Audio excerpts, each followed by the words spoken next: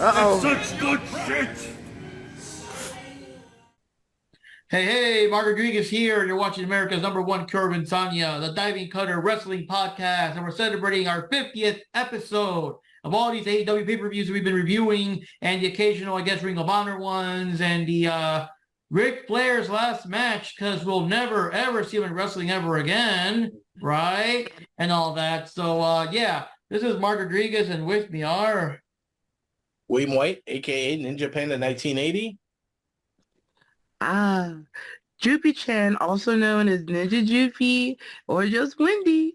And now I'm turning this over to the one, the only, the soon-to-be birthday boy, Johnny Rod. Yeah. Yeah, the Resident Vampire hasn't aged in the last, like, what, 15 or so years. He looks pretty much exactly alike. That's what Johnny's got to do, like what Leonardo DiCaprio does, let the beard grow so he looks kind of older, because without the beard, like Johnny just looks the same, like they're the same. But so anyways, guys, we're gonna be talking about Full Gear 2023, our predictions for people that are new to the show. We do our predictions, and then we compare, of course, after the event is over to see who was right and who was wrong. And right now, it's going to be a bit of a lightning round. We'll talk, of course, but you know what I mean. Faster than usual, because the pay-per-view is tomorrow night, and I have to get all this stuff up and running, because of course the point is for you guys to be watching the predictions before the event is and not afterwards, you know what I mean? So just real quick news in the world of wrestling. Offhand, I could think that Dolph Ziggler got released from WWE. I guess it was released, right? I don't think it was his like I don't ever see a reason why he would ever want to quit, so I think he just got released. And now with all the rumors, because Tony Khan's 10,000 announcements. Because another thing I was telling Wendy the other day, like, we rarely see Vince in WWE unless he's involved in the storyline or something. But like Tony Khan just appears every other week. Got a new announcement, guys. Got a new announcement, guys. Let's play a staring contest. But anyways, he's announcing like a real big signing. So right now the rumor is it's going to be Dolph Ziggler under, I guess, his real name or whatever name he might have had in the Indies and stuff like that. Ali the Bunny is also gone from AEW. I guess they mutually parted ways, and coincidentally, she opened her OnlyFans a couple of days, either the same day or a couple of days, whatever, and all that. Yeah, and it's surprising though, right? Because Tony Storm got an OnlyFans. Ali has one. I don't know who else. Because I know the WWE can't, because then it's like, hey, that's not good shit. He'll stop that right away. But like, yeah, it is kind of funny how they do that and everything. But yeah, any other news or anything down the pipeline that don't involve this event? Because this event will have a couple of things too. But any other news you might have heard from WWE or Impact or whatever else? Well, I know we haven't talked since then, but obviously Sting is going to be retiring come next year. Yep. Which that's going to be a big monumental moment. Like, let's face it, the guy has been through like 3, almost 4 generations of wrestling fans. So yeah, that's going to be a pretty big deal when he goes. I'm wondering, like, who the last opponent's going to be. Like, yeah, because they gotta, maybe not now, or who knows, maybe now. They'll start building up someone so that's like the last big fight or something, Like, honestly, I know it was supposed to have been his last one, and we kept saying, dear God, not again. But considering that they had an honest, long rivalry, if his last match is against Ric Flair, I really couldn't be mad at it. I really couldn't. Woo! Well, I'll say one thing. I'm sure Sting will be like in other words, he'll be able to work the match in a way so that Flair doesn't fucking almost pass out in the ring like the last one with a Double J. You know what I mean? Yeah, with both of them being older, they're both really gonna have to play it safe on this one. So, yeah, but Sting is just more agile. Yeah, it's true. For him being in his 60s, he's still pretty agile. Yeah. Yeah, I have to agree with that. Whatever, tell you something, brother. Let's have a score stinger. We'll see if you can go against Hollywood, and we'll see. You know. Oh no, That's no. our match right there. If we gotta finish it out one last time. Oh man. If we gotta finish it out, and it would be a miracle if Tony Khan could even pull this off. It would have to be the one dream match that everybody wanted, that we almost would have got if it wasn't for Seth Rollins. Sting versus The Undertaker. Yeah. What's Mean Mark going into AEW zone? Oh man. But yeah, it would be kind of cool. And then somehow they'll rig it in a way that they'll still lock Sting in a cage and RoboCop comes out to help him out or whatever. Oh God, not RoboCop. No, yeah. Okay, so yeah, I think that's pretty much the big news because there'll be other things, and we'll talk about Flair there tonight too. So right now as we speak, they got Collision and Rampage back to back. I'm not sure of the order or whatever, but they're gonna have both shows tonight.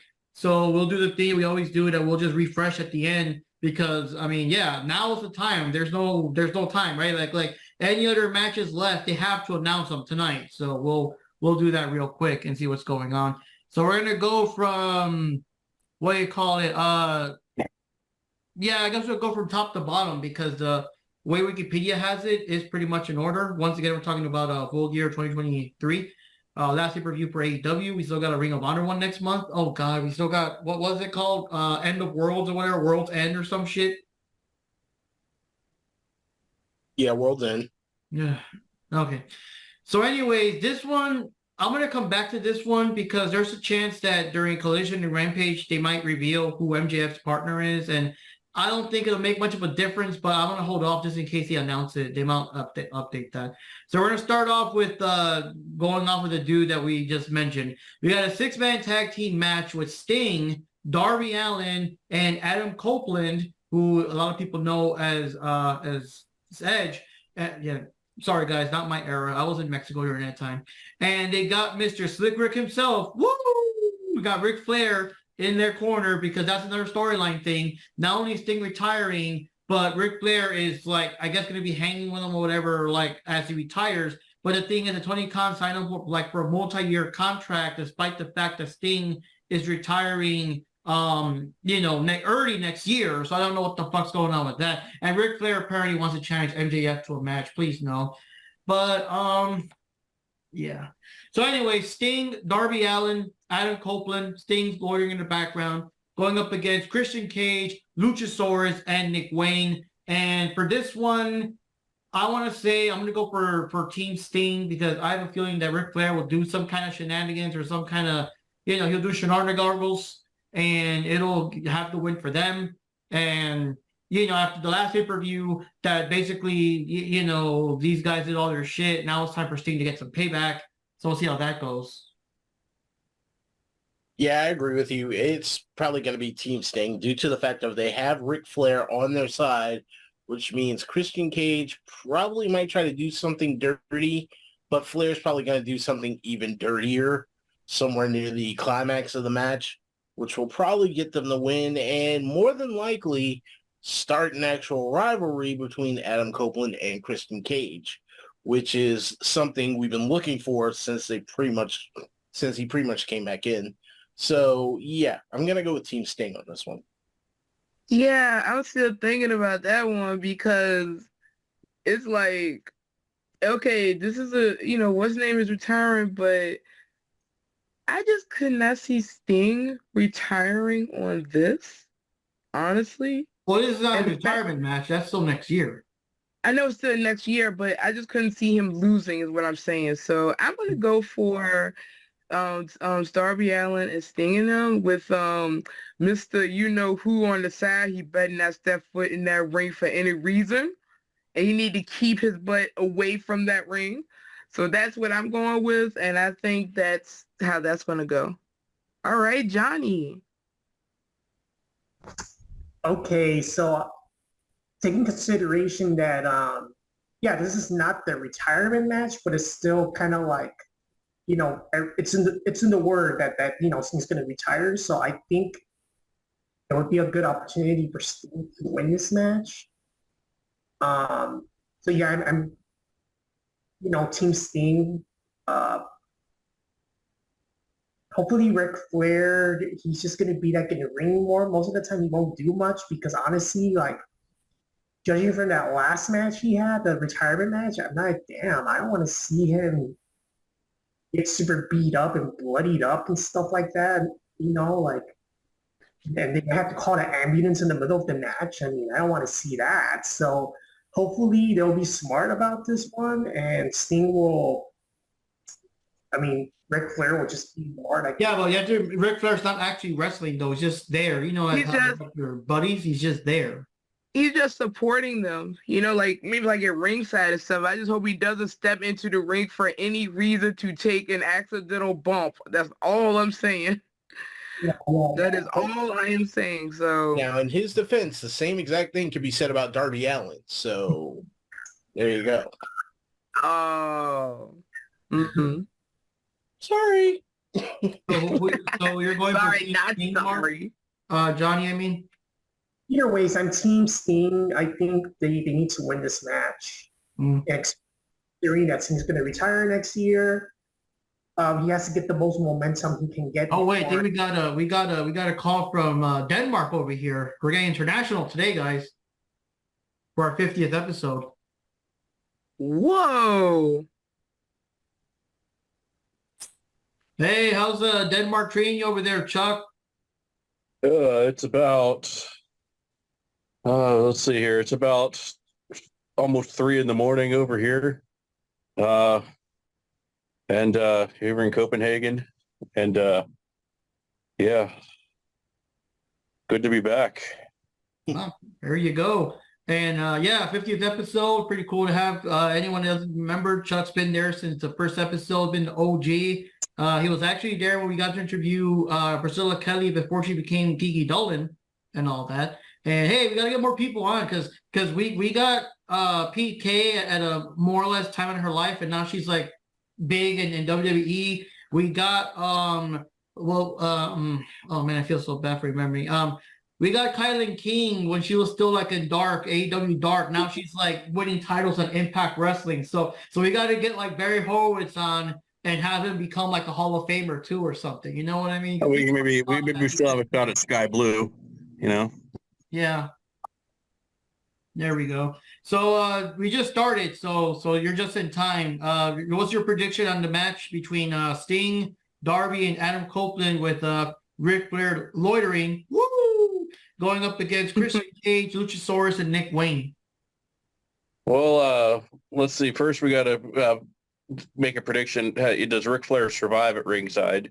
Does he got his life alert with him? I mean, are they gonna? Oh my gosh. Maybe they have a life alert sponsorship tie-in. Oh my god.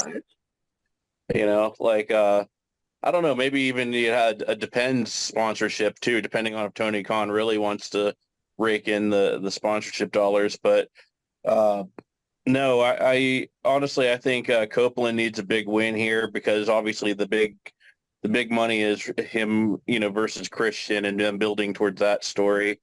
So I think Copeland gets, I think Copeland's going to have his attention turn towards Christian Cage, and I think Darby's going to get the pinfall on Nick Wayne. All right. Oh.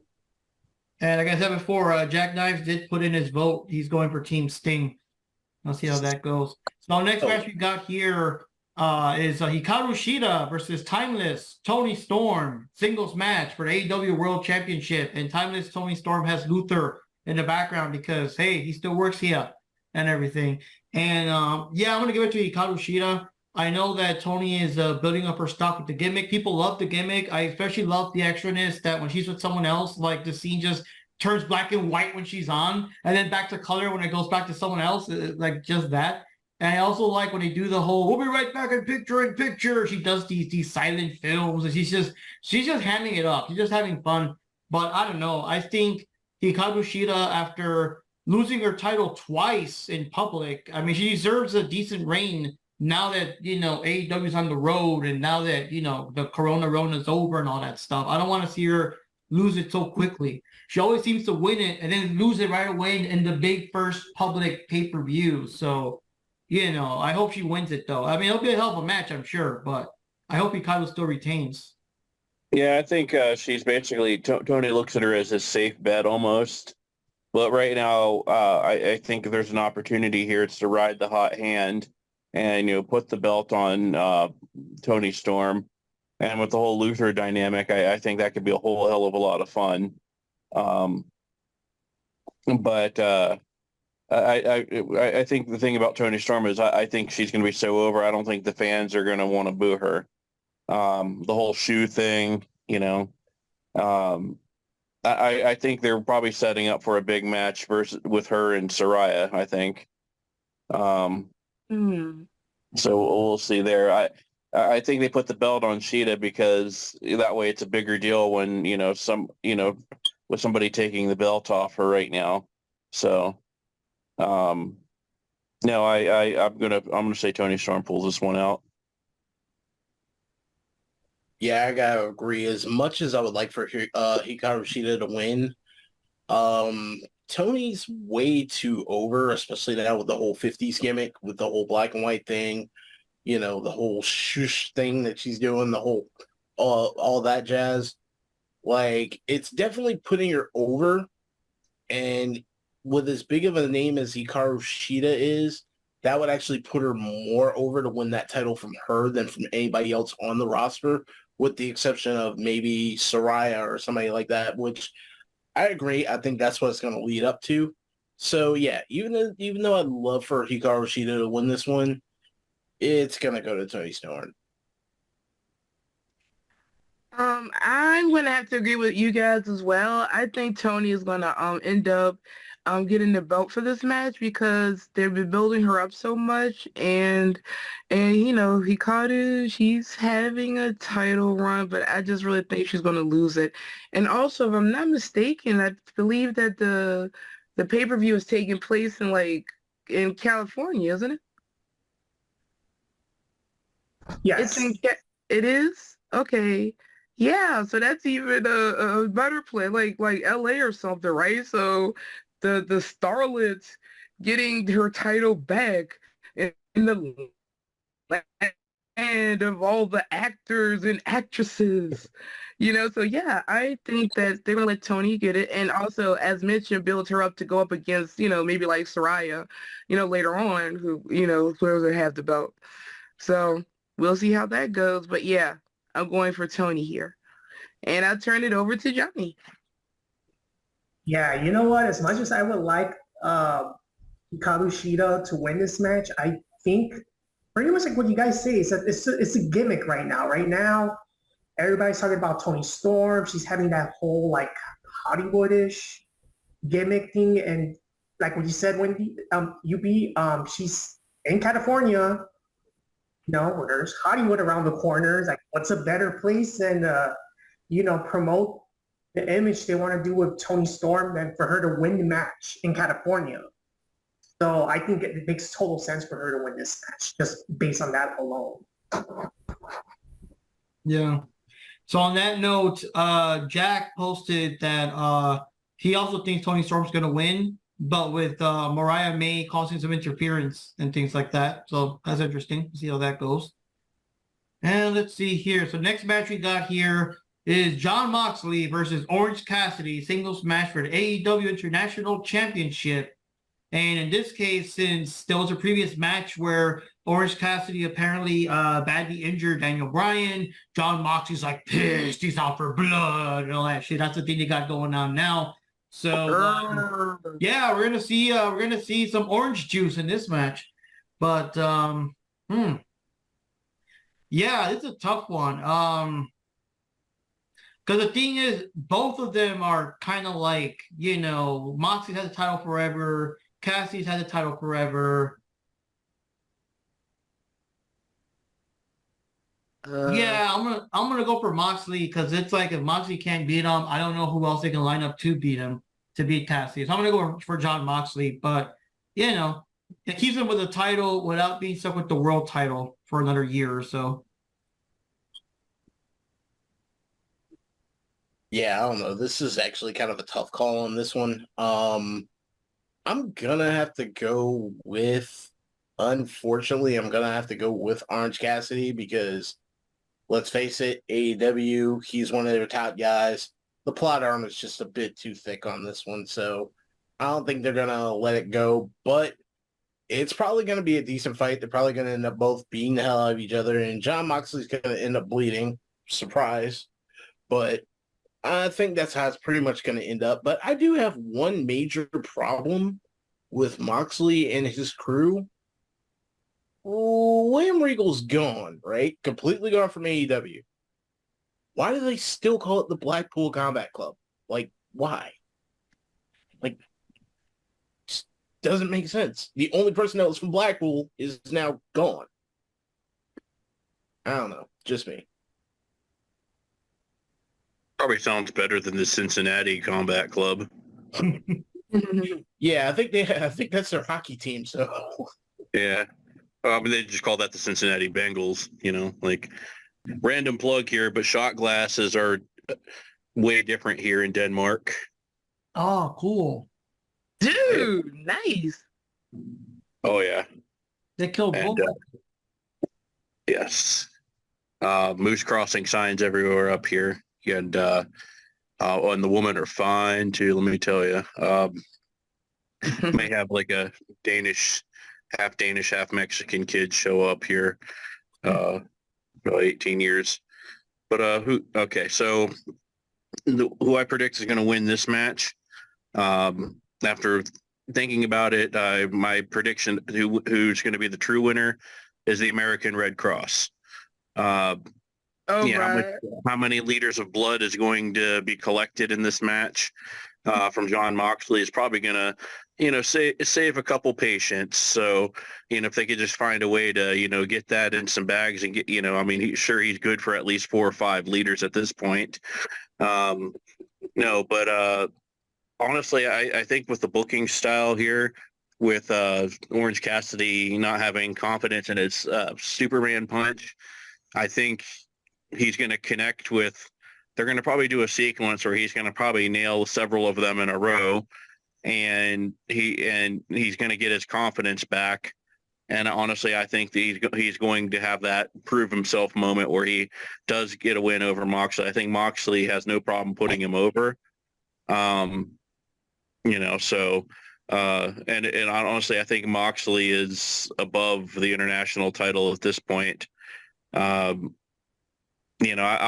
think with Moxley right now, I don't think he needs a title. He's a steady hand, but I just think Orange Cassidy right now is the international title.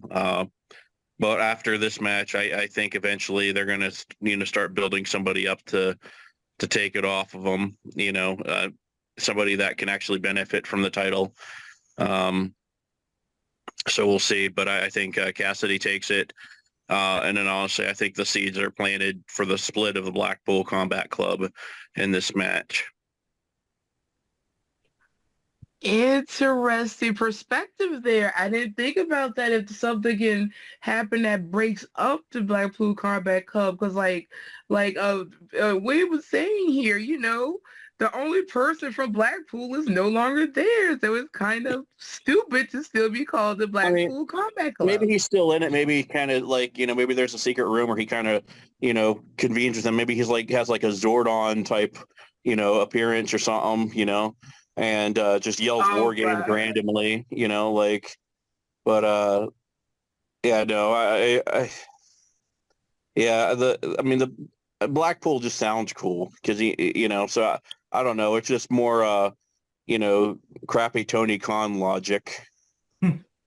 See, but now you've got this bad image stuck in my head of William Regal's head in a tube going, "Brian, get down here, you bloody wanker!" It's just right. And then I would, if they could just redo Power Rangers with that, that would slap, Oh my gosh. Anyway, I love it. But anyway, Supergirl would probably be the one that gets always captured and kidnapped or whatever. And then have Karen Jarrett as Rita Repulsa, I'm sorry. Okay, now we're going on a whole different tangent now. Okay, that'll be the next podcast Oh yeah, we're gonna recast Power topic. Rangers, so that's gonna be a special edition there. Yes, we must do that. Okay. Yeah. Be Repulse will be Jericho. But anyway, yeah, I forgot who. Wait, what was this matchup again? I Cassidy forgot. versus Moxley, your favorite person in the whole world. Anyway, so of course, if anyone ever goes against Moxley, by default, I'm going for the other person. But in this particular case, and Chuck, I'm glad you called it a Superman punch, because that's what I keep saying every time I see it. I say, hey, just use this whatever, hey, Superman punch. But anyway, I'm going for Orange Cassidy for reasons that everyone already knows. I don't feel like Mr. Hepatitis C. I'm just not into Hepatitis C. And anyway, since Orange Cassidy is taking this seriously, compared to how he usually, he's supposed to be all laid back, nonchalant about stuff. But the fact that they're building it up for him to seeing this as like, oh, this is more important this time, and he's taking more value in it, then I could see him actually winning and keeping that title. And also, as sort of like what Chuck was mentioning, at this point, Moxley really doesn't need a title run. But you never know. It could affect the Blackpool Combat Club in that way, and it would make things interesting. But Tony Khan is Tony Khan, so who knows? So what do you think, Johnny? I don't know. The way I see this match, I think it's going to be Orange Cassidy just because he's more like AEW's favorite. He has this gimmick going on. I mean, obviously in this kind of match, he's going to be much more intense. He's probably going to be more serious, I would hope. But yeah, I think it's going to be Orange Cassidy. I mean, me personally, I'm not really that invested in this match. I don't really care too much about Orange Cassidy, nor do I care too much about what was that other guy? Moxley, yes. So, but in this case, I still think it's going to be Orange Cassidy. Jack Knives also put down that Moxley's going to probably win back the AEW International Championship. So we'll see how that goes. And let's see here. I also want to make sure that I'm writing all this down. So just to make sure, Johnny, Wendy, William, and Chuck, y'all went for Cassidy? Yeah. Yes. Yeah. Okay, so I want to make sure. And wait. I just want to say this. Yes, I know. You only went for Cassidy because when it's Moxley against a brick wall, you're going to vote for the brick wall. Yes, it could be a wet paper bag. The wet paper bag will get my support. Mm-hmm.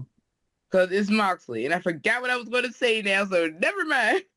All right, I'm going to have to test that here. I mean, what if it was Moxley versus somebody even more like annoying, like Top Dollar? I mean, would you still go against Moxley? Yes. Oh. Going against Moxley. I don't care who it is. Okay. Oh, man. Next match we got here is Hangman Adam Page going up against Swerve Strickland with Prince Nana going to dance in there in the Texas Death Match. And I mean, the real winner is going to be Nana doing all the fucking moves and everything. Let me see here. I'm gonna say I think didn't Swerve win the first go around? I'm gonna say Page will probably win this one because that way they'll have a rubber match type thing. They could build it up for their pay-per-view, to settle the score. So I'll give it to Hangman for this one. And Prince Nana for the dance moves. Yeah, I'm gonna have to give it to Hangman Page on this one. Now, of course, Nana's gonna try some shenanigans, but in there he's gonna end up pulling out of it. But my question is it really gonna be a Texas death match? Because they put a lot of stipulations on other matches before, but they never even really utilized them. I mean, a Texas death match is no DQ. You can be outside the ring, pretty much anywhere you want to be in the match. Now, if they just keep it in the ring, then yeah, that might be a bit of a snoozer. But, if they start going different places outside the ring and start using weaponry, then yeah, this could definitely get interesting. And with that being said, I know that Hangman Page is not afraid to use like anything that's right next to him. So it's going to be a difficult match for Swerve, if not almost a squash. But yeah, I'm going to give it to Hangman on this one. Not the dipping dots, William. Not the dipping dots. Yes, the Dippy Dots. And Chuck, that reminds me, we were actually there in person in the third Yes, ever we were. of AEW Dynamite, where JR Yeah. was like, "My God, the dipping dots!" But what are your thoughts on it? Oh, this one, I'm going to be the contrarian here, and I'm going to say Swerve gets this one. Why? Because I think Swerve stands to benefit the most. I don't think Hangman needs to win this feud. I don't think, I mean, you really got to build a new star here, and I think Swerve is the one to do it. I think you really hitch your wagon to him, I think he could be one of the top heels in the company. So I think, it'll come down to. I just think, Swerve will show that he's got that killer instinct after all, and I mean, he's got the most to prove here, and so I think he takes it over Hangman, and then we don't see Hangman for a bit. I honestly think it's time to make some changes with the Hangman character. I think he's kind of gotten a bit stale. But yeah, I'm going with Swerve on this one. Did you have an intergender match, a Saraya versus Swerve, to find out whose house it is, and the guest referee is Danhausen, just so you can call it the whose housen is it match? And it's going to have to be in your house, Yep. There you go. Oh, God. Yeah. And House of Pain's going to be the musical guest, Oh, there you go. Okay. All right, so this is my thought. I was going to go for a Swerve for this one because they're trying to, because of the way they are actually building him up. And I think it would be a real letdown if they have him lose.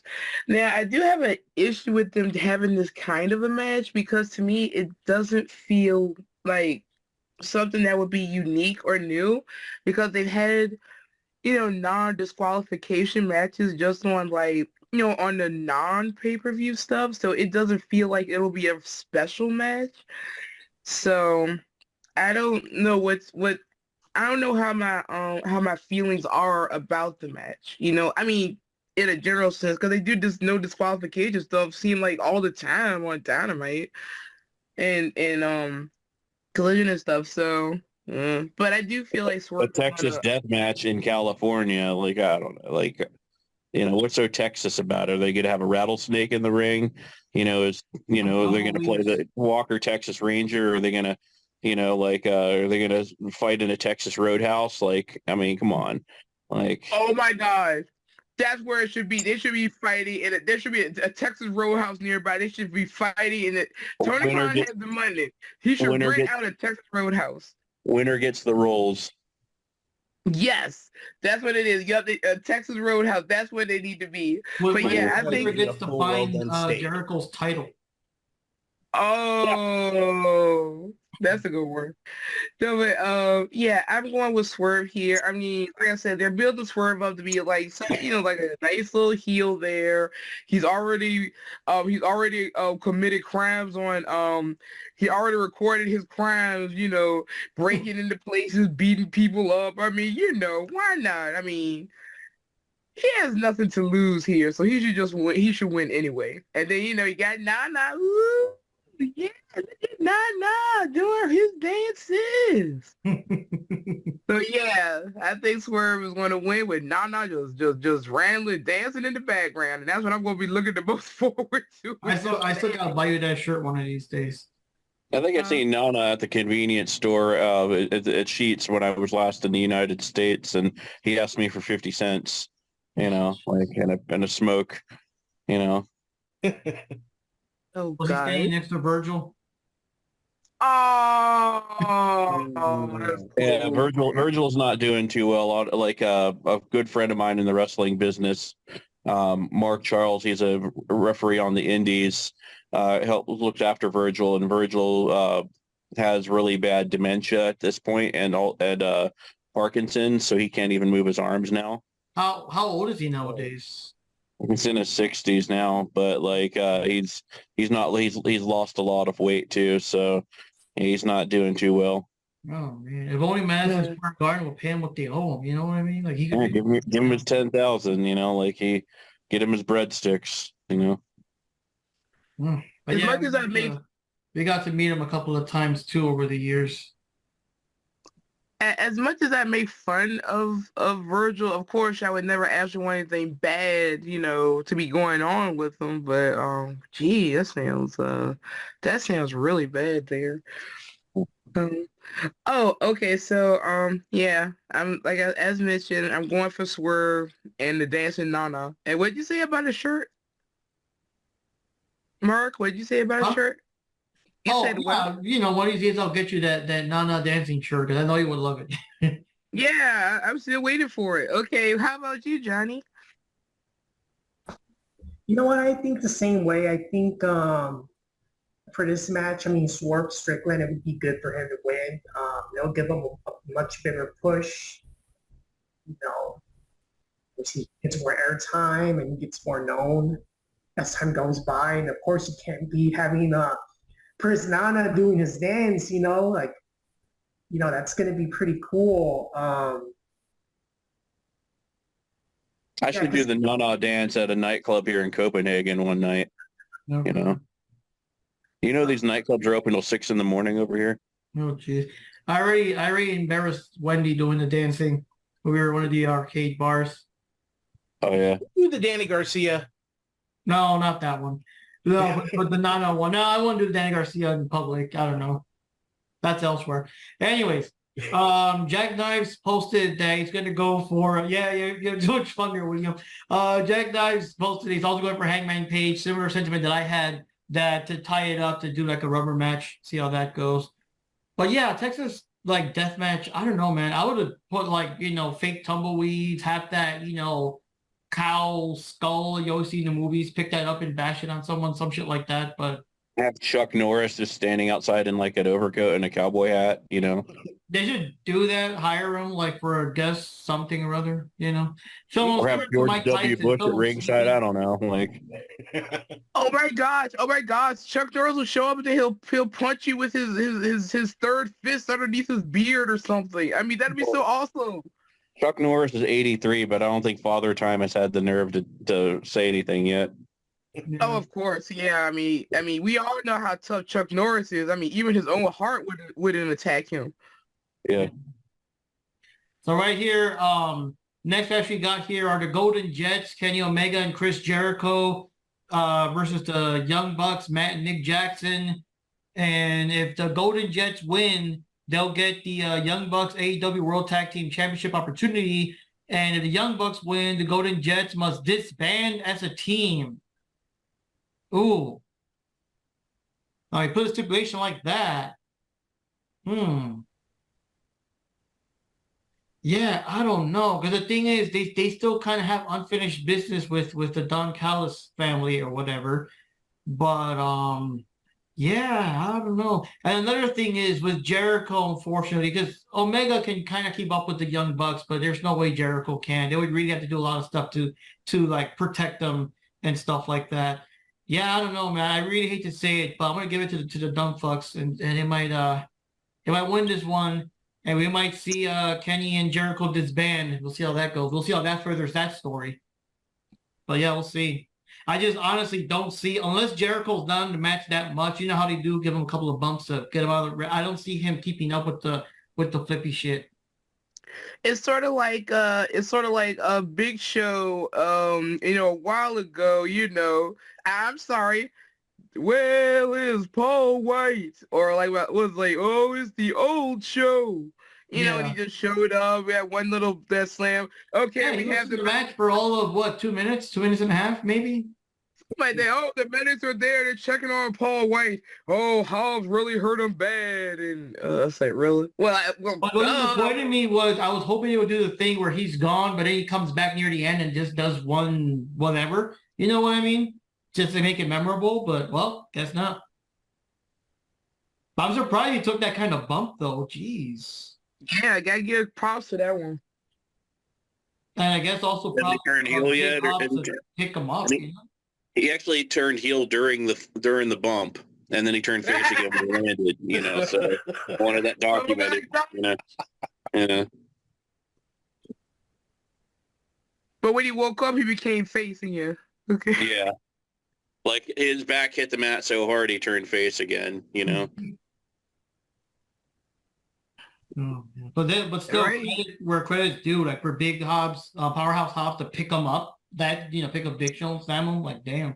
Even though I'm sure he lost a couple weight over the years, but still, that's a big dude to pick up and slam. Oh yeah. Powerhouse Hobbs honestly should be a world champion. Honestly, I'd make him Ring of Honor world champion right now. I mean, I'd push that guy to the absolute moon. He's proven himself, and I think Tony Khan really needs to take a couple guys like Hobbs and Strickland and really promote them to the top of the card, you know, because I think they've damn well earned it. Khan seems to have a problem with like the bigger guys. Even though the bigger guys barely make it far, Mhm. and they do like they drop the titles real quick or do nothing with the titles once they get them. It's like I don't know. Oh, because he fears for his life, you know. Yeah, remember Tony Khan is scared of big sweaty men. Vince McMahon welcomes them. Yeah, Vince McMahon loves two big men slapping meat. Yeah, no, he don't. That's good shit. Exactly. Chuck, did you say who you were going for? Or? Oh well, honestly, the Young Bucks are about as stale as a freaking muffin left on a porch in the middle of freaking August. Like, you know, like I know it's their backyard, but honestly, and they're gonna make this match go way longer than it has any business going. I think the Bucks will have their way with Jericho, and then Omega is just gonna go ham, and then I think they'll do a whole like the mutual respect thing between the two teams at the end.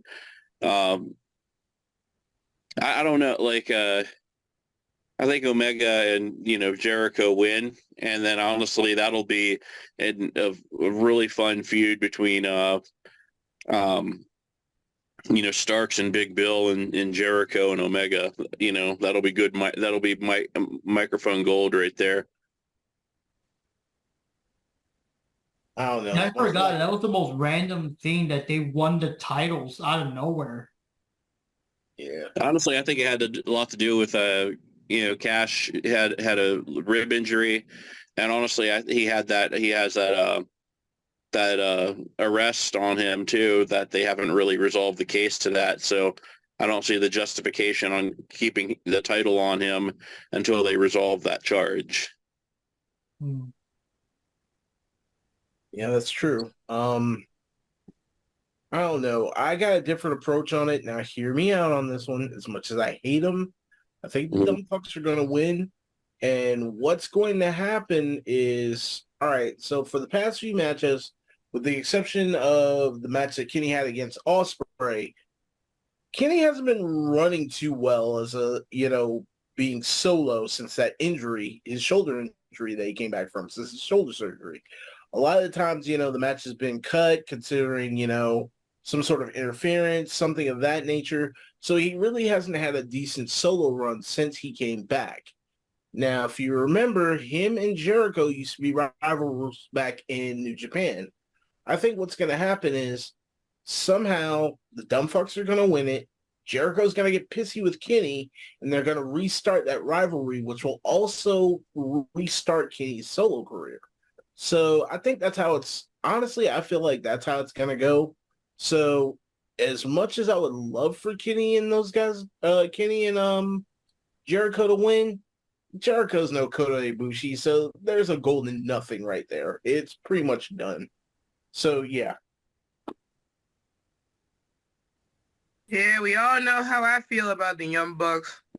It's like with Moxley, if there's a paper bag going against the Bucks, I'm rooting for the paper bags. It could be a crumpled paper bag. I will still go for a crumpled bag over the Young Bucks. But Leave Ric Flair out of this. Oops, sorry. oh, you're still awesome to me. You know that? Okay, but this is what I think. I think just to keep it going, I want to go for Jericho and Kenny here because I think it'll be kind of interesting to have the Young Bucks to continue to be a bunch of petulant little children, which they already are anyway. And I still find this annoying that they're pushing this little narrative here after they got rid of Punk. But we're not going to get into Punk. I'm sorry that's the only time I will mention Punk. I promise. But yeah, I want to go for Omega and Jericho here. Just to see how, because I think it might be a little interesting to see how things go, and I just want to be the contrarian here, because it makes sense if the Bucks won too. So there you go. How about you, Johnny? Yeah, I also want to be the contrarian, and I would love to see Kenny Omega win this match. Obviously, excuse me, I don't think Chris Jericho is going to do that much in the match. So I think the strategy is that maybe Jericho a little bit, but then once he tag team Kenny Omega, then he's going to do most of the match. He's going to call the shots. So hopefully he'll win this match against the Young Bucks. So right now, Jack Knives also went with the Young Bucks, despite how much he hates them, but he still thinks they're gonna win this. So next match we got here is a three-way match. Is Chris Statlander versus Julia Hart versus Sky Blue, who won the match last night. Sky Blue versus Red Velvet. It was the how should I say it? It's the match where don't stare at Sky Blue, but where do you want me to stare? It's everywhere. The cameraman had way too much fun during that match last night.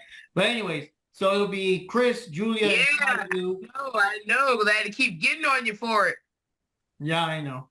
Anyways, those three will be going up against each other for the AEW TBS champion. The current champion is, of course, Chris Statlander. And yeah, what do you think, guys? This one, I don't know. Because I guess Chris has had a decent reign, sorta, kinda. But character-wise, of the three of them, I think Julia's just the most interesting character, and he did kind of improve her up. Last couple of matches, when she had her match against Chris, she did show some, more skill and stuff that she's been allowed to do. So I think between that and her actually having a spooky, creepy character, it makes her more interesting than both Chris and Sky. And Sky, people like Sky, whatever. She's still newish. She can have her chance later on or whatever. But yeah, I'm gonna go against all odds.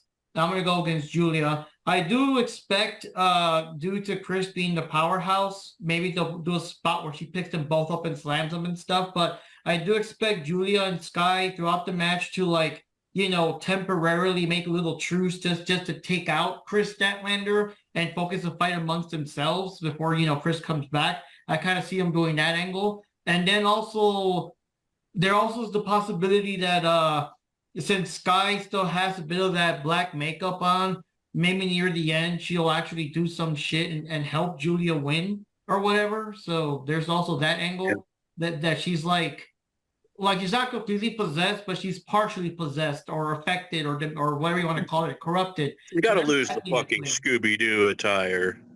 Yeah.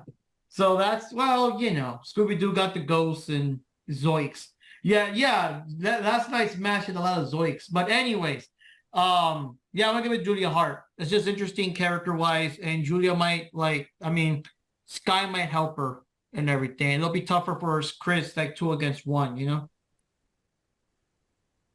I don't know. I'm gonna have to be the eyeball in that situation, and I'm gonna give it to Sky Blue because we know why. She's getting the push. She's getting a push. So, and I think they're gonna try to elevate her even further. No butt jokes there, but I think they're going to try to elevate her even further. So yeah, that's why I'm going to give it the Sky Blue. But I do have one question because we were talking about spooky female wrestlers, and there's one that's been missing again on the back of the AEW milk carton. Where the hell is Abaddon? Anybody seen her?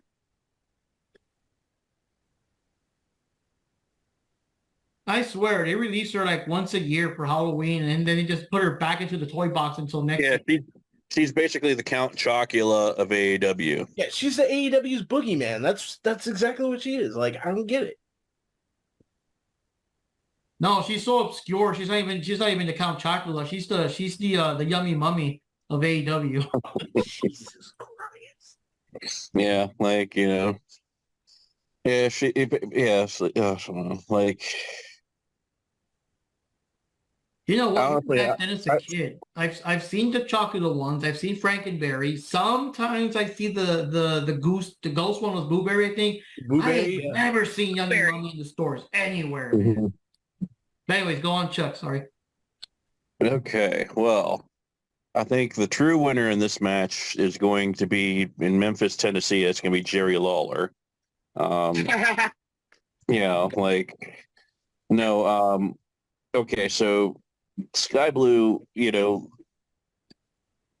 she's definitely getting the push, but she needs character work right now. I mean, I don't buy her as a heel, and she's too natural of a baby face.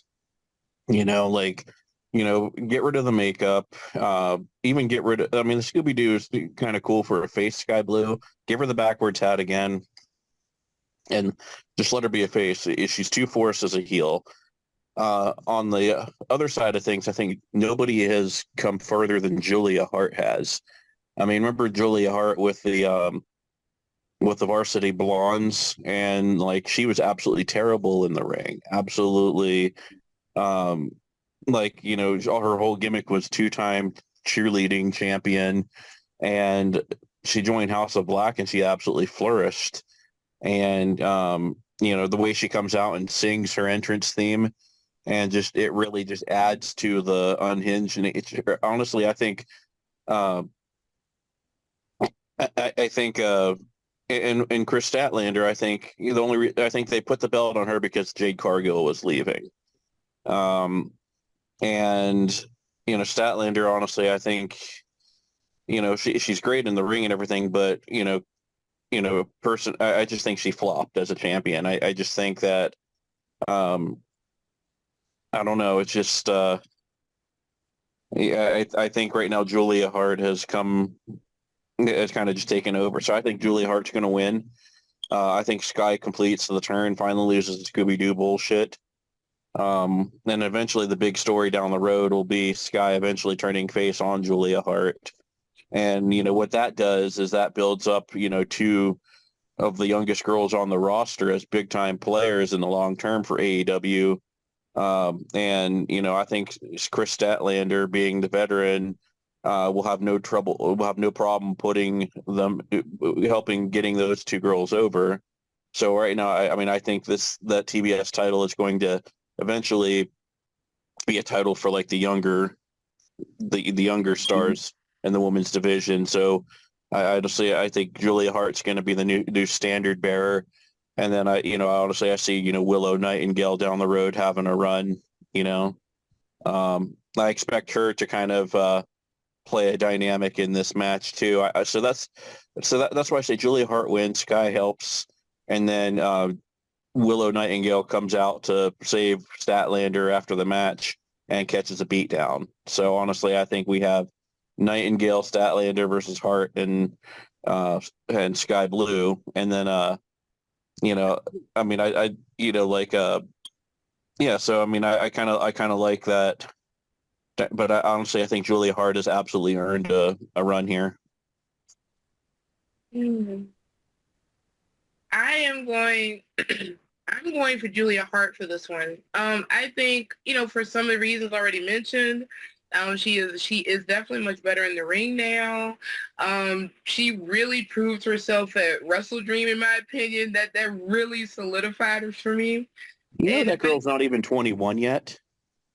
Yeah, I mean, I didn't even know she was that young. I mean, I knew she was young. like, not like Billy Starks young, but I didn't know she was like that young.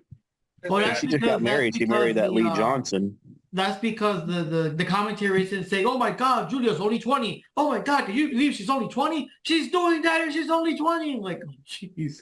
Oh gosh, that's those commentators there. But yeah, no, but yeah, I'm going with Hart for this one because for the reasons you mentioned, and also it's nice to have her away from the House of Black and not always being just just there while they do everything. And like I jokingly say, once you're centered by the Acclaim, you're never the same. So she improved herself after that forced scissoring. Okay, that sounds very wrong. But yes, that's what I'm going with, and that's what I'm sticking with. So let's see how this turns out and see how it goes. But the bottom line with all of this, no matter how you look at it, Tony Khan just sucks when it comes to the women's division in general. And it still don't seem like he's putting much effort into these types of matches. I mean, it's nice seeing the women do their thing. I just wish he cared more about it, promoted, built it up more, or something. It just, I don't know. I can't explain it. They bring But anyway, in Mariah to help. They bring in Madison Rayne to help backstage, and they still only have like one women's match per episode. Yet Ring of Honor easily has 3 or 4 women's matches per episode. yeah, and like I said, my only issue with Ring of Honor is that, well, with Ring of Honor, it just seemed like they're just regular old matchups, or like they just feel like a bunch of exhibition matches. There's not a lot of stories sometimes. What they're doing is they're jobbing out all the classic Ring of Honor. They're using all the classic Ring of Honor people as jobbers.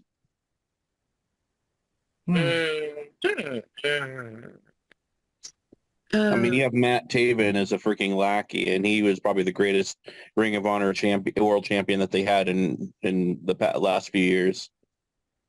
Very true. Well, like I said, Tony Khan, I just say Tony Khan will know what he's doing. But anyway, I'm going with Hart. How about you, Johnny?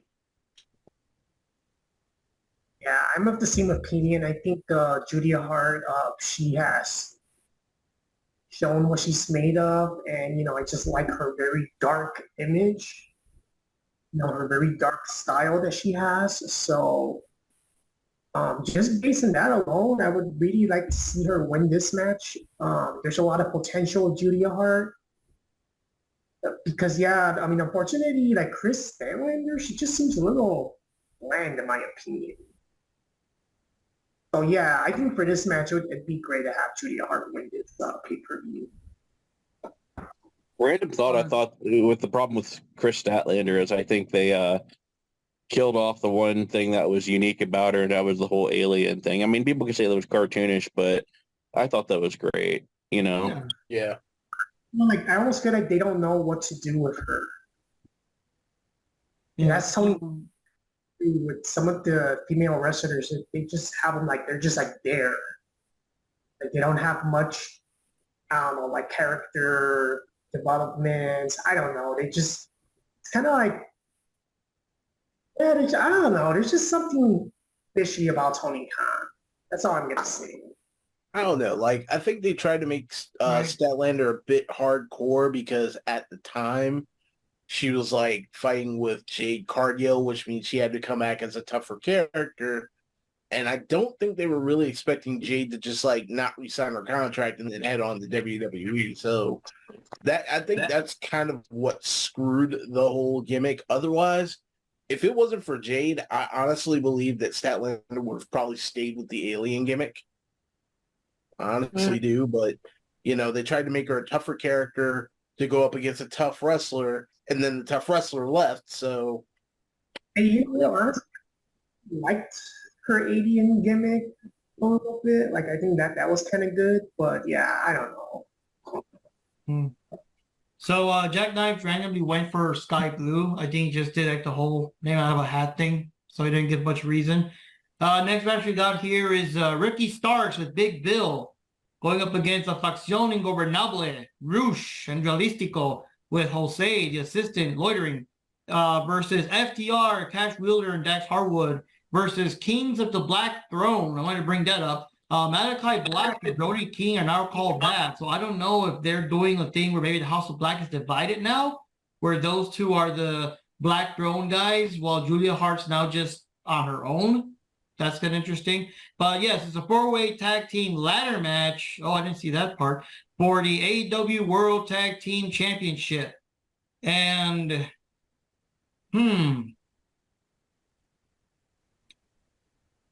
against better judgment, I want to give it to the Faxone Gobernable, mostly because FDR just dropped the titles. I really hate the hot potato stuff. And again, we got legal issues, real world issues in the way. It wouldn't make sense for them to be a tag team champs just so they got to drop it again next week or so if a court case comes up or XYZ.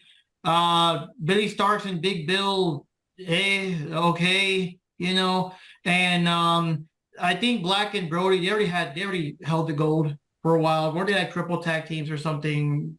When Buddy Matthews was with them, they were like trios, champs and stuff. So I'm gonna give it to Faxone Gobernable against all odds. I don't know if they're gonna win or not, but that's what I'm voting for. And what was that in your hand, Johnny? Oh, you got a work gift or something? Okay. Yeah. So what say you, our Denmark brother? Our Denmark brethren. Yeah. All right. Let's see here. I'd like to see FTR, get it back. I mean, honestly, we'll know who's going to win this. If the Bucks win that match, which is Omega and Jericho, then we know FTR is going to win this one, because then that means they're going to push that match. But honestly, I'm gonna make my dark horse pick. I'm gonna say Kings of the Black Throne, because they ran roughshod in PWG, and I think the fans want to see them. I think they're fresh, so it's gonna come. Yeah, Kings of the Black Throne is my dark horse pick. Yeah, I gotta agree with you. They did run house through PWG. So yeah, I'm gonna go with the Kings of the Black Throne as well. And I'm just kind of sorting out all the factors now. You got FTR, and yeah, sure, if they were to win it again, it'd be another rivalry with the Young Bucks. But again, you've got the whole Cash Wheeler incident. So if something were to pop up with that, it would just be a little awkward for them to have the title and then have to drop it right then. You got Ricky Starks and Big Bill, which, let's face it, Big Bill, not really that good of a wrestler. He's just a tall guy. Like, With the basically, head. Well, yeah, but you can't teach that. yeah, and you also can't teach him. He's not soft. That dude's about as agile as a one-legged billy goat trying to go up the side of a mountain. Like, Good Lord. Like, he's worse than a drunken Kevin Nash at this point. So, no, that's definitely a no-no. I mean, he makes Sid look like Eddie Guerrero, Yeah. So, yeah, that's definitely a no-go there. Now, as far as the loss, oh man, I am gonna butcher this. The Faccione Gobernable. What she said. Now, as far as they go, yeah, there's gonna be a definite good amount of high-flying acrobatics, but for some reason, like the high-flying acrobatic luchador teams, they won't give them the win. Why won't it happen? I don't know. So, yeah, I'm going to have to give it to the Kings of the Black. That would actually be a decent match. And another good way for later on down the road, the Young Bucks get a holy hell kicked out of them. So, yeah, that's where I sit on that. Ah. Okay.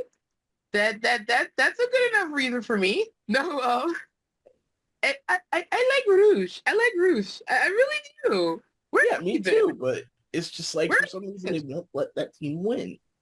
Not to mention, just to be a bit of an a-hole, like, for the Kings of the Black Throne, instead of Brody King, just to make it more agile and flippy shit, just to piss off the Young Bucks, why couldn't it be Malachi Black and Pac?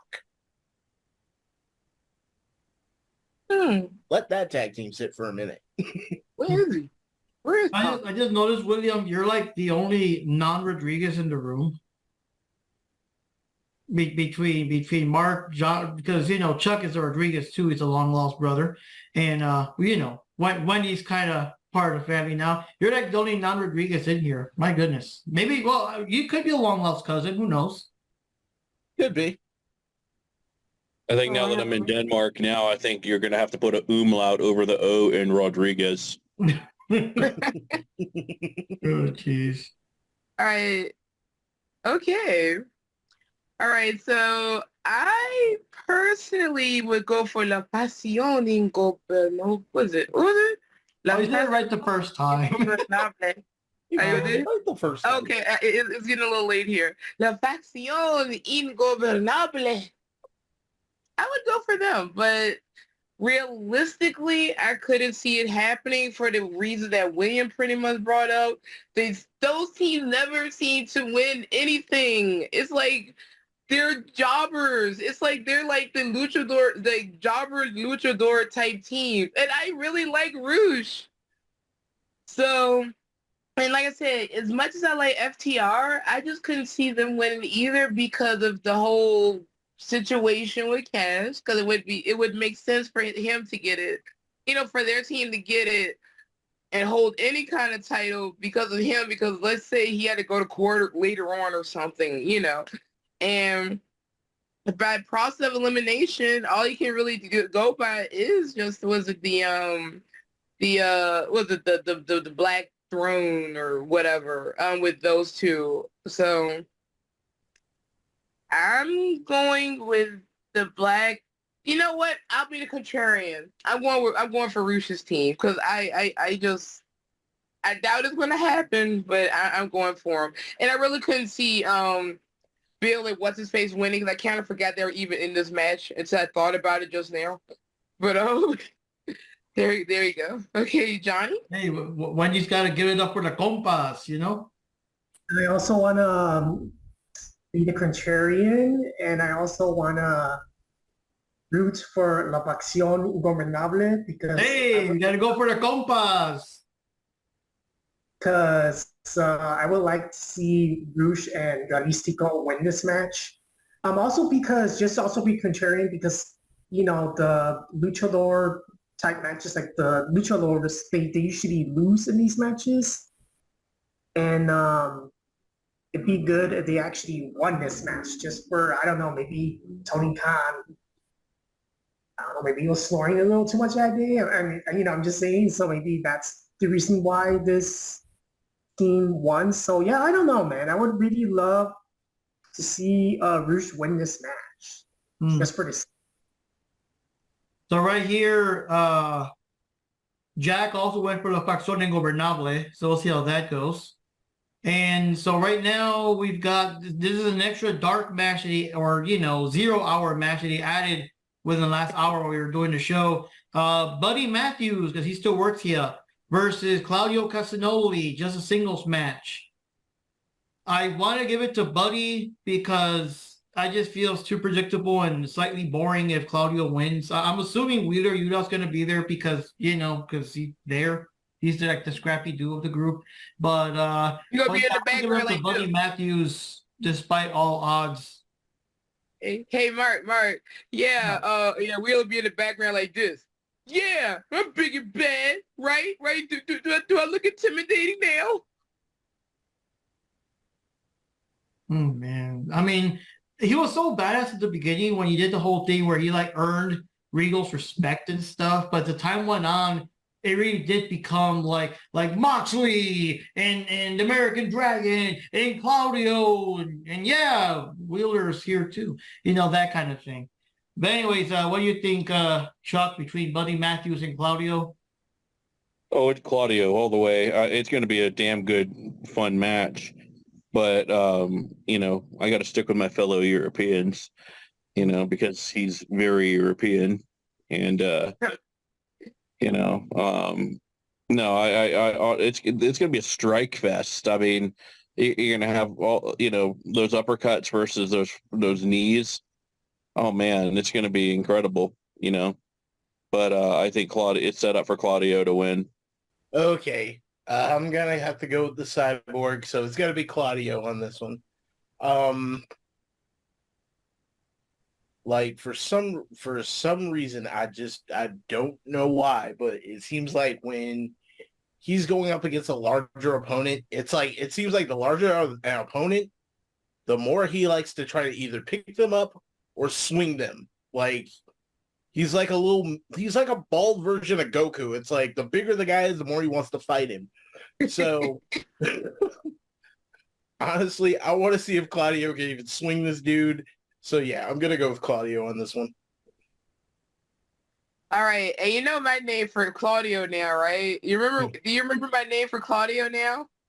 I forgot. You forgot? Cesario. Wasn't it like Zerclario or something like that? You're combining your names or something? Yeah, and I did it by accident, so I call him Cesario now. So I'm going with Cesario. I think the Swiss Cesario is going to win this match because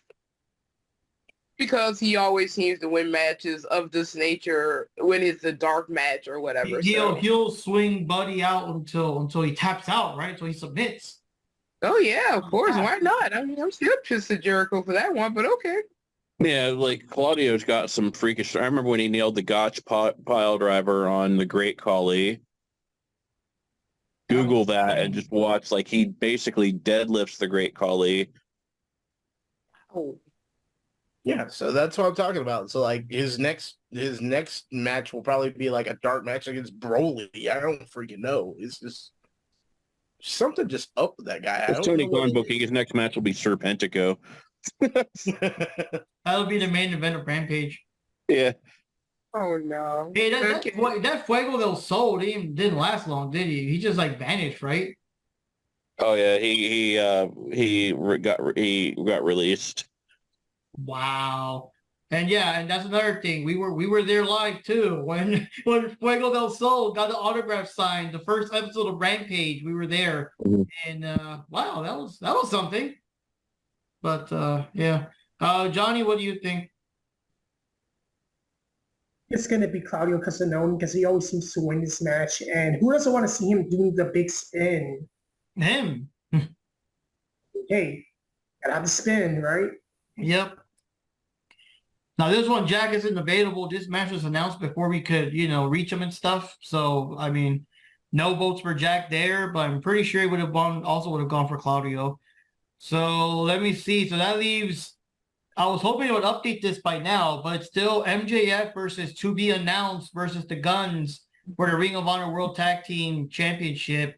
I mean, do you think it's going to be another handicap match? Do you think MJF's going to actually find someone or team with fucking Samoa Joe or someone or? I think he's going to team with Samoa Joe without knowing who his partner is.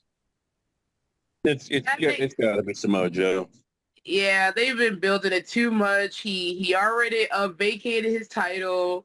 He already vacated his title, his Ring of Honor title, and all that other stuff. It's probably going to be Joe. And then of course it's going to be later on like, yo, I want to go for I want to go for your world title. It's probably Joe.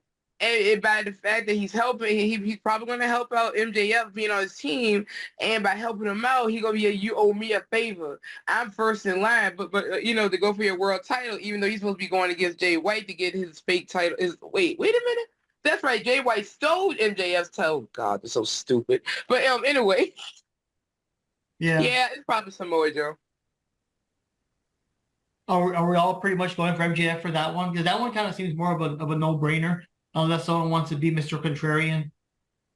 I do like the idea of MJF and Samoa Joe. MJF winning that match, and then more than likely, let's just go on. And then the other theory was like, if MJF wins that tag title match, and and keep those titles along with Samoa Joe, then maybe Adam would get jealous, like Roderick gets jealous or something, because he wasn't there to do it himself. Just something silly like that. So, I mean, why not? I can see it going in that direction. Then Adam will be like, Maxwell, you know. Okay, no. I don't know. But I'm going for MJF and Samoa Joe. I mean, MJF.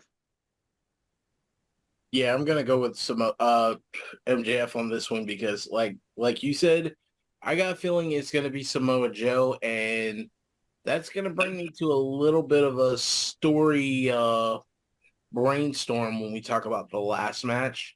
So I'm just gonna leave it at that for right now. Hmm. Yeah, I think it's gonna be MGF. Hmm. What about you, Mr. Our Denmark bro? Yeah, MJF and Samoa Joe. Yeah. So finally, unless they announce any other match in the next half hour, finally we got the main event: MJF versus Jay White. So for the title, for the Triple B, for the big burgundy belt. And I'll just say real quick that Jack Knives has said that if Jay White does not win the AEW championship, I am done watching AEW pay-per-views. Like, fuck that shit. He says, I'll still be in the podcast and talk here and there, but I fucking give up on AEW if they don't give the title to Jay White. And oh wow, if MJF wins, prepare for the mother of all Jack Knife rants in the next I'm episode. looking forward to it. Yeah, but I think it's gonna be like legit, like fuming, because he has mad respect for Jay White. But so that's Jack's pick is Jay White. For me, I don't know, man. I think there's too many things in the line because there's too many. Samoa Joe wants a title. Wardlow wants a title, and of course, it means like he wants to beat up MJF, but it means more to him to like beat him up and take the title than just beat him up. So I can't see MJF dropping the title now because he's gonna probably drop it to either Joe or Wardlow later on. That's what I'm thinking. So get ready for the big ABGN where Jackson would be like at that because I don't see MJF dropping it. He's got way too many other people after him that the story just kind of gets ruined. If now they're gonna be like going after Jay White instead, they don't have that personal connection they do with MJF. So I can't see him drop it. He's gonna probably drop it to Samoa Joe or possibly I don't know about Wardlow though, because again, Tony Khan hates giving the titles to the big guys. I see him dropping it more to Samoa Joe down the line than Wardlow, to be honest. Samoa Joe has more character than Wardlow and Hobbs, in my opinion. So yeah, just my opinion. What about you, Chuck? Oh man. For the winner of this main event, I think it's Jay White. And honestly, I think and there's a Samoa Joe interference that backfires, I think. And then it's going to flesh out the devil unveil, and it's going to be Adam Cole. If his ankle's okay. I think the ankle thing was a ruse the whole time.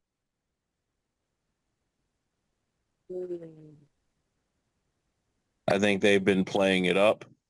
And then I think you're going to see masks come off. You're going to see Taven, Roddy, and somebody else, which I think they should possibly bring back, TK O'Ryan from Ring of Honor or somebody. And then you have Adam Cole, and you have, if you want to go full on Kingdom with it, maybe perhaps, but I think Adam Cole comes out as the devil.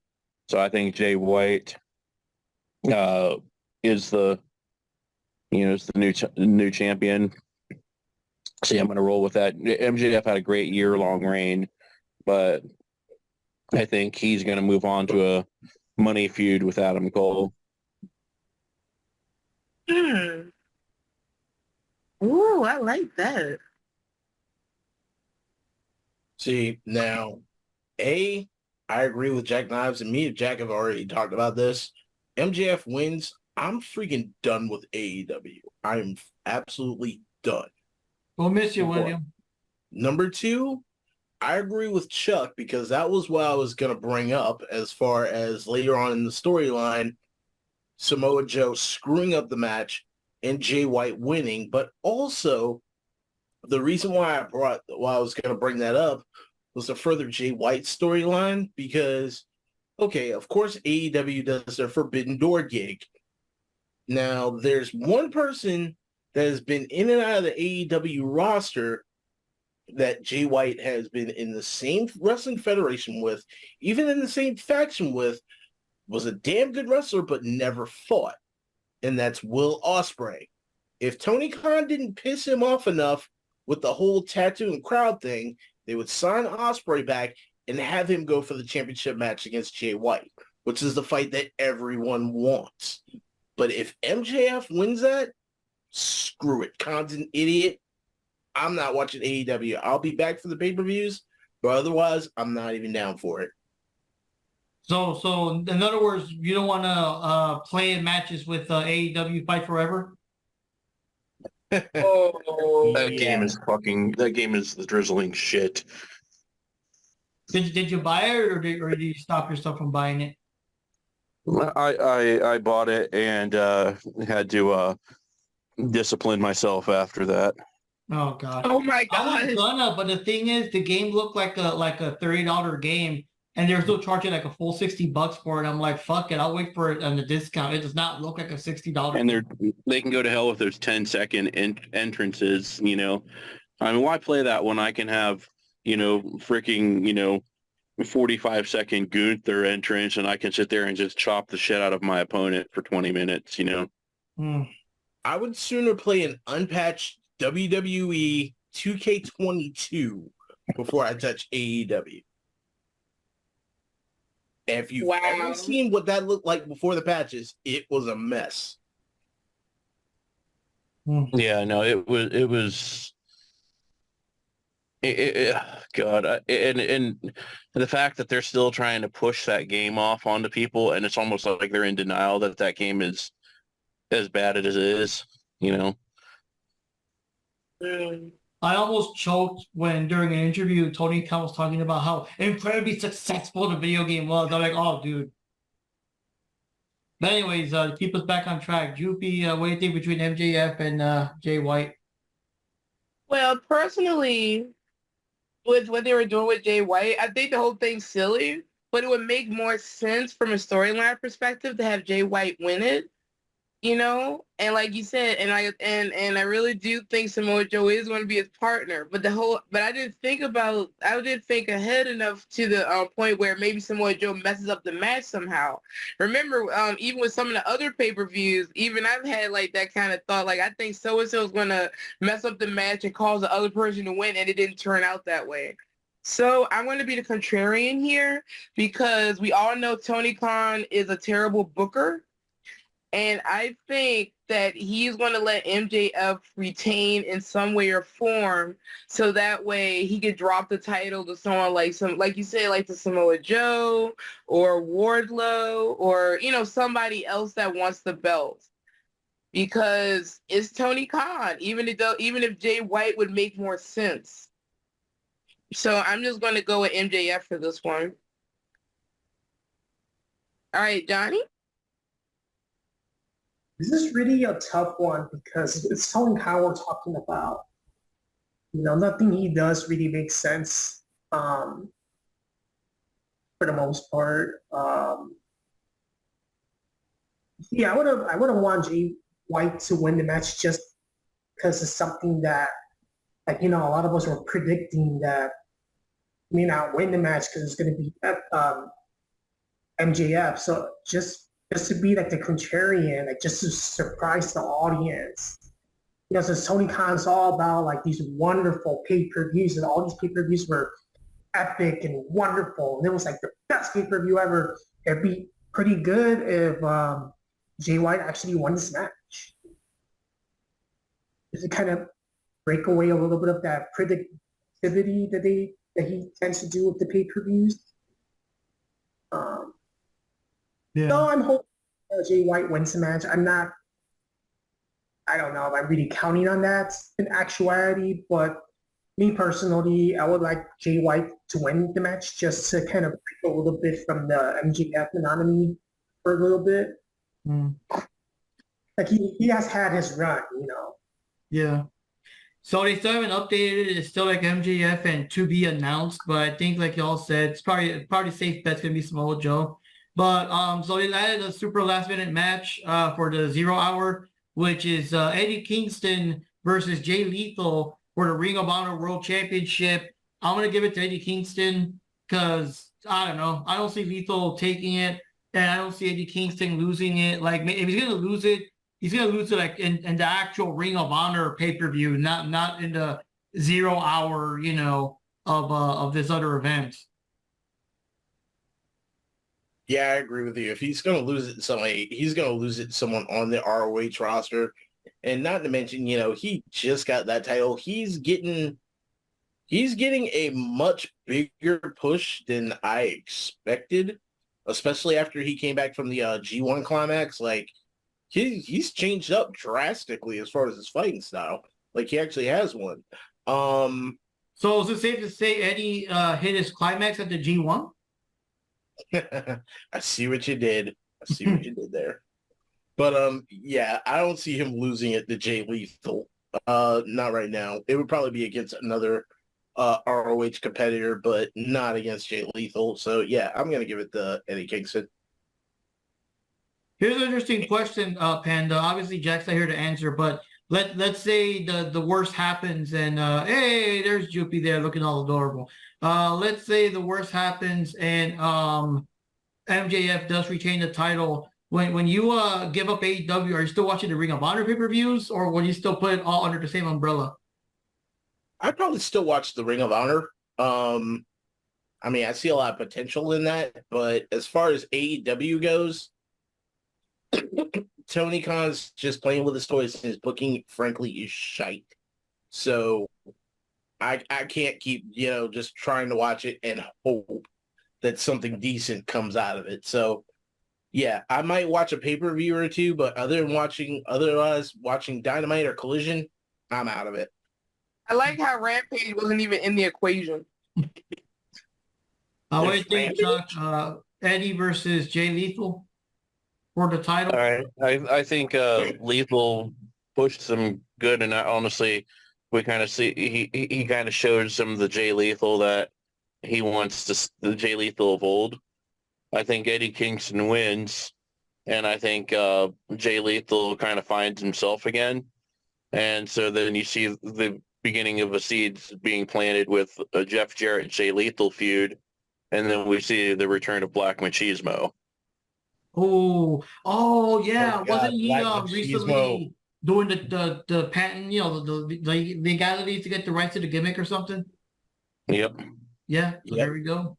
Oh my God. Ooh yeah. Black Machismo would be perfect for AEW programming. Mm-hmm.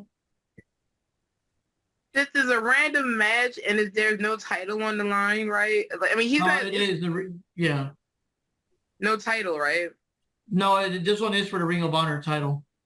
Oh, it was. Sorry, I didn't hear that. Oh.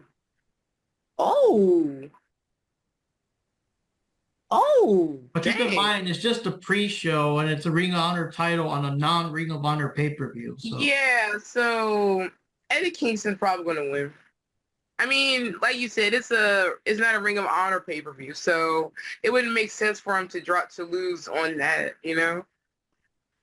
And unless you're actually keeping up with the Ring of Honor storylines and things, it would make sense. But, some people might not watch Ring of Honor that watch mainly just regular AEW stuff. So, yeah, I think Kingston is just going to retain his titles, and poor Jay Lethal is just gonna lose. Johnny? We will soon see the return of the Black Machismo. Yeah, I think for this match, it's going to be Eddie Kingston. Personally, I think he's just getting better and better as a wrestler. I see him quite a bit on the Ring of Honor programming, and he's getting pretty good. So, I think he's going to win this match anyway. Yeah, this week he had a match against Dalton Castle. We didn't see it yet, but we will. We will probably see it. Oh my Oh, I want to. God. I know he's gonna win, obviously, but I want to see just that. I've never seen that matchup before, and just Dalton Castle with all his, antics. Oh, Yeah. Yep. I look. Castle like in the pre-show match. Even if he's fighting against a jobber, but just find an excuse just to put him there anyways, you know? Mm-hmm. Ah, boys, let's break some Like- hearts. You know? Yeah, last night Ring of Honor he went up against Dalton Castle. Like I say, I haven't watched it yet, but oh my God, I cannot wait to see that matchup. Like you said, we know Case is gonna win. But just to see that combination with those two, and I'm just going so off topic here, that has nothing to do with this pay-per-view, that's probably gonna be booked crazy. Okay, never mind. I'm done. I'm done because I just really like Dalton Castle. Yeah. All right, amigos, it wraps up for this episode here. It is getting kind of late, and I'm gonna actually start editing right away so that we could hopefully get this up early, before the show starts. Refresh the page a couple of times. We're like 8 minutes away from the end of, I guess, Rampage's last, and they haven't added any more matches, and the MGF stuff is not updated yet, but I think, like y'all said, it just makes sense. There's really no one else. It just makes sense, like Samoa Joe. It's not gonna be fucking like Daddy Ass or whatever teaming up with MGF. I doubt it. Oh my God, that'd be so crazy. Yeah, it's not there's no room for the best friends because you can't pick one. You know what I mean? So The whole hole in this thing is there's only one true daddy ass, and he's also a part of the bloodline. yeah, Rikishi is the one true daddy ass. I mean, that might be a bit too much ass. yeah. I hated that move so much. I hated it. It made him money though. Oh yeah. Yeah, he uses money maker to make money.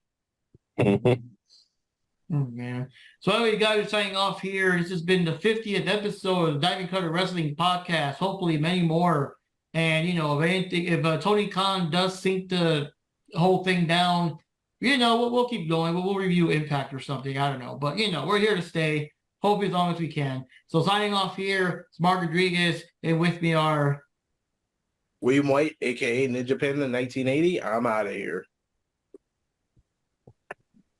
And it is now almost 5 a.m. here in Denmark. And, I'm going to hit the coffee shop for an espresso and a croissant and people watch.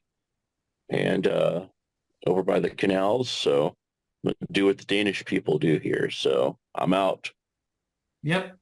And we'll let you know next Friday or so if you're available. We'll probably do the review, like the actual review of the event next Friday and everything. We'll give you Well, all right. Hey, this is Wendy, also known as Joopy Chan or Ninja Joopy. And we'll let you know how this crazy show will go. And now I'm going to turn this over to the one, the only, the Hachu, a connoisseur, Johnny Rodriguez.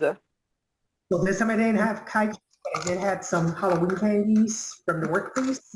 They were nice enough to give up some little candies.